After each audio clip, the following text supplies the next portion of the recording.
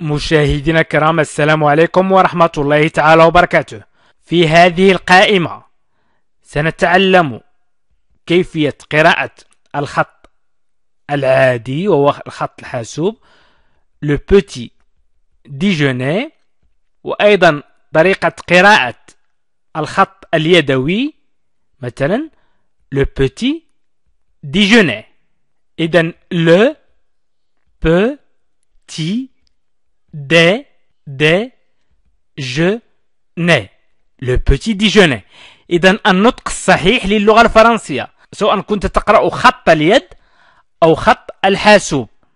إذن لتعلم اللغة الفرنسية عبر البرنامج العالمي الأكاديمي من الصفر حتى الاحتراف يمكنكم الضغط على لا لونغ فرونسيز وهو اسم القناة، والضغط على بلاي ليست، ومن ثم النزول إلى الأسفل ستجد جميع الدروس مرتبة ومرقمة. إذا طلب مني العديد منكم وخصوصا التلاميذ طريقة قراءة الكتابة اليدوية وطريقة قراءة خط الحاسوب، ولهذا فإن هذه القائمة فيها جميع دروس القراءة، أي دروس قراءة المستوى A2 نيفو A2.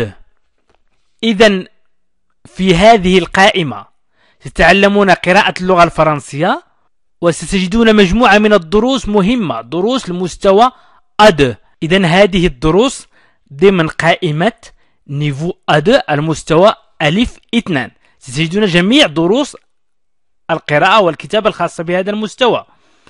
إذا عنوان الدرس هو le petit déjeuner أي الإفطار. au petit déjeuner. إذن au petit déjeuner أي في وجبة الإفطار au petit déjeuner. إذن هذه A U au petit déjeuner on نقول on général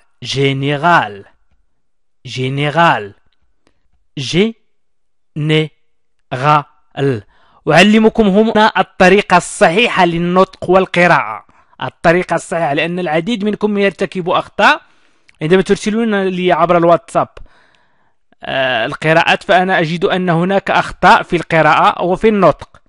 ويمكنكم أيضا مشاهدينا الكرام أن تشاركوا هذا الفيديو مع جميع التلاميذ أو الأطفال الذين هم في حاجة لتعلم القراءة.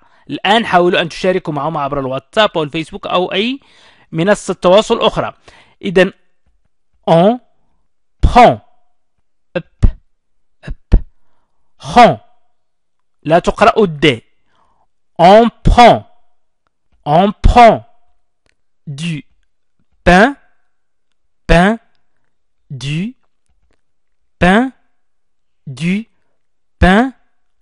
au des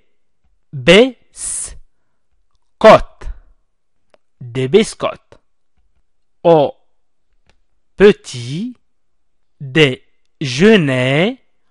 au petit déjeuner en général on prend du pain au des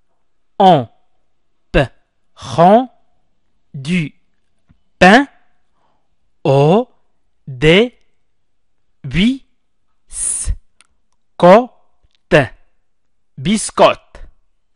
Au petit déjeuner en général, on prend du pain ou des biscottes. Au petit déjeuner en général, on prend du pain ou des biscottes. إذن حاولوا أنتم الآن قراءتها، حاولوا القراءة وسأكمل. ضعوا بوز وحاولوا قراءة هذه الفقرة. إذن au petit déjeuner في وجبة الإفطار en général عموما en général on prend نتناول أو نأخذ du pain أي الخبز أو des biscottes أي البسكويت des biscottes. صورة دي بسكوت أمامكم. إذن هذه الصورة أمامكم وهو البسكويت وهو أمامكم الآن. إذن سأكمل الدرس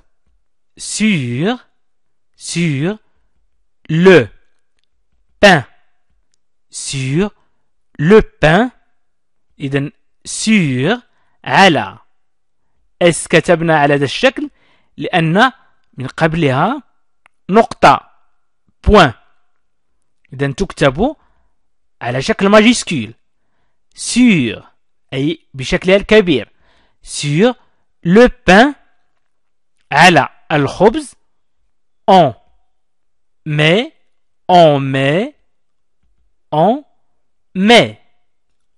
met نضع. إذا قلنا on met تعني نضع. ça veut dire en arabe نضع. on met du beurre. beurre. du beurre. الزبدة. du beurre الزبدة أي قليل من الزبدة مثلا. on met du beurre. نضع الزبدة. sur le pain. on met du beurre. sur le pain. on met du beurre. Et de la confiture.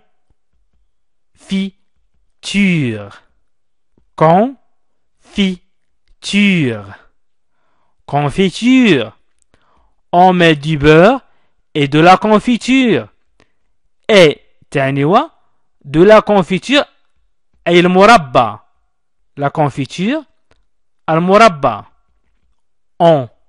On met du beurre et de la confiture. On met du beurre et de la confiture. On met du beurre et de la confiture. On appelle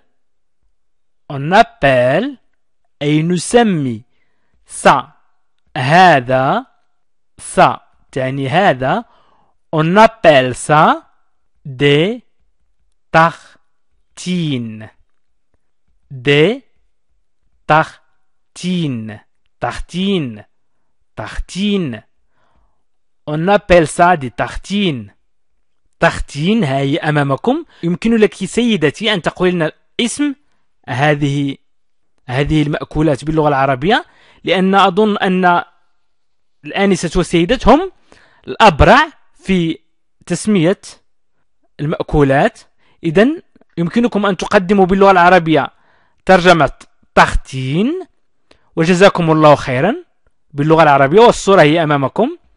إذن des tartines, on appelle ça des tartines. عندما نضع فوق الخبز sur le pain on met du beurre. عندما نضع الزبدة أو المربى فوق الخبز يسمى on appelle ça des tartines. on boit هنا O majuscule.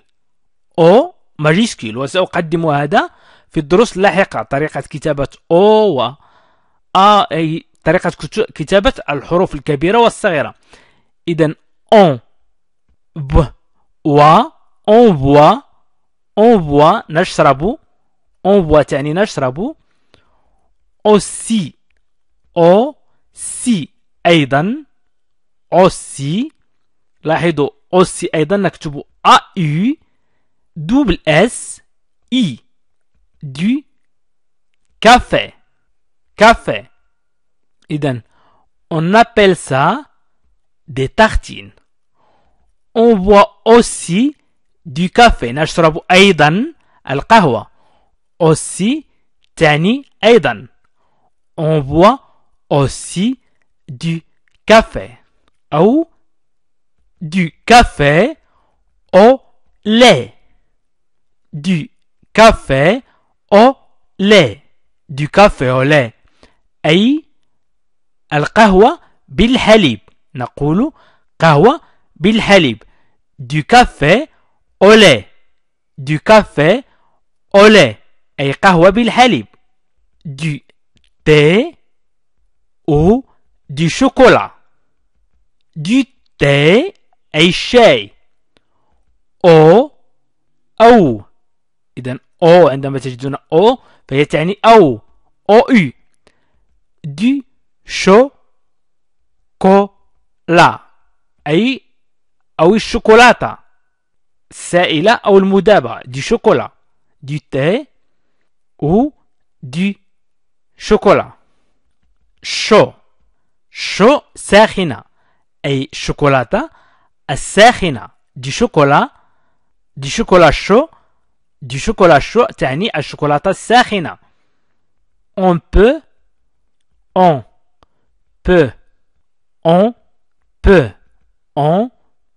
يمكننا أو نستطيع on peut aussi أيضا on peut aussi نستطيع يمكننا أيضا prendre أن نأخذ prendre on peut aussi prendre إذن aussi prendre نأخذ un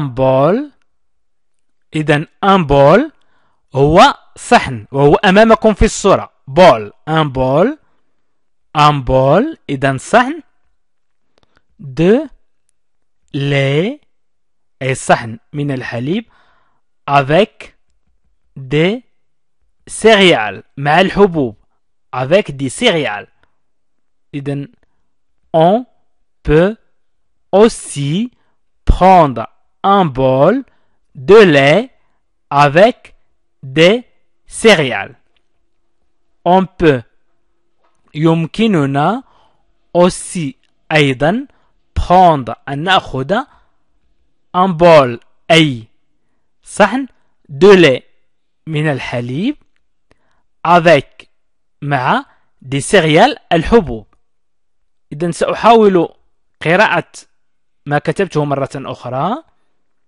هذا النص بعنوان le petit déjeuner au petit déjeuner en général on prend du pain ou des biscottes sur le pain on met du beurre et de la confiture. On appelle ça des tartines. On boit aussi du café au lait, du thé ou du chocolat chaud. On peut aussi prendre un bol de lait avec des céréales. إذن ستجدون في المنتدى ترجمة هذا النص باللغة العربية وأيضا هذا النص مكتوب في منتدى. اضغطوا على لا لونغ فرانسيز واضغطوا على منتدى وستجدون جميع الدروس. ومن وصل إلى آخر الدرس يمكنه أن يكتب on peut aussi prendre un bol de lait avec des céréales. أن يكتب بالطريقة العادية طريقة الحاسوب. عزيزي المشاهد مرحبا بكم في البرنامج العالمي الأكاديمي. يمكنكم متابعة هذا البرنامج بالضغط على لا لونغ فرانسيز والضغط على بلاي ليست أو قوائم التشغيل وابدأ التعلم. سنتعلم عبر مستويات عالمية. إذن في المستوى الأول أو المبتدئ ستجدون دروس A1 و A2 وفي المستوى المتوسط ستجدون دروس B1 و B2 وفي المستوى المحترف ستجدون دروس C1 و C2.